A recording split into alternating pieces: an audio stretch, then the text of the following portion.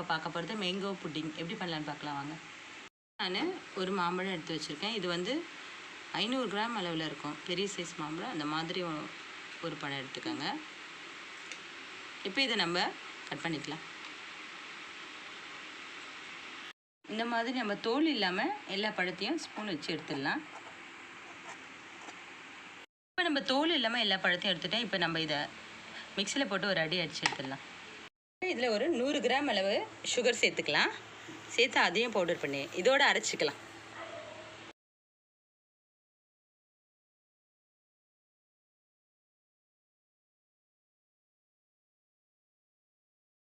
இப்போ நம்ம இதையும் சேர்த்துக்கலாம். இதோட இது கொஞ்சம் கொதிக்கிற ஸ்டேஜில் ஆஃப் பண்ணிடலாம்.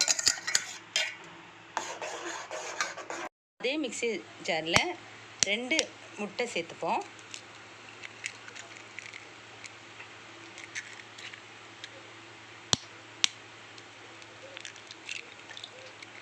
காய்ச்சி ஆற வச்ச பால் நம்ம ஒரு 350லேருந்து 400 கிராம் வரை சேர்த்துப்போம். இப்போ இதை மிக்சியில் போட்டு ஒரு அடி அடித்து எடுத்துடலாம். இப்போ இது நல்லா கொஞ்சம் கொதிக்கணும். ஒரு 5 நிமிஷம் அளவு கொதிக்கணும். கொதித்த பிறகு ஸ்டவ்வை ஆஃப் பண்ணிவிட்டு இதை ஆற வச்சு எடுத்துக்கலாம். ஒரு 3லேருந்து 4 ஸ்பூன் அளவு போட்டு நம்ம கேரமல் ரெடி பண்ணிக்கலாம்.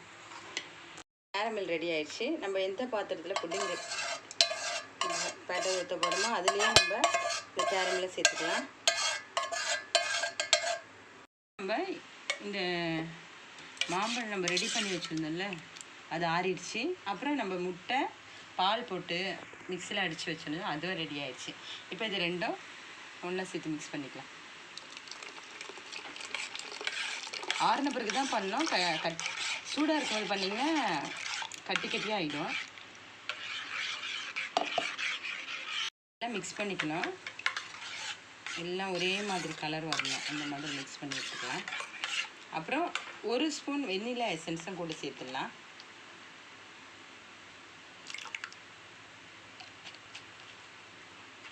இதையும் சேர்த்து நல்லா மிக்ஸ் பண்ணிடலாம். இப்போ நம்ம இந்த கேரமல் வச்சுருந்த பாத்திரத்தோட ரெடி பண்ணி வச்சுருந்து ஊற்றிடலாம். இப்போ நான் ரெடி பண்ண இந்த மேங்கோ ஜூஸ் இதெல்லாம் எடுத்து உள்ளே வச்சாச்சு. இதில் அந்த பாத்திரத்துக்கும் கீழே பாருங்கள், அந்த பாத்திரத்தோட ரொம்ப கீழே இருக்கணும் தண்ணி. அந்த அளவு தண்ணி வச்சுட்டு இப்போ நம்ம இந்த பாத்திரத்தை கரெக்டாக க்ளோஸ் ஆகிற மாதிரி ஒரு மூடி போட்டு மூடி வச்சிடலாம். தண்ணி உள்ளே போகாத அளவுக்கு ஒரு 25லேருந்து 30 நிமிஷம் கழித்து பார்க்கலாம்.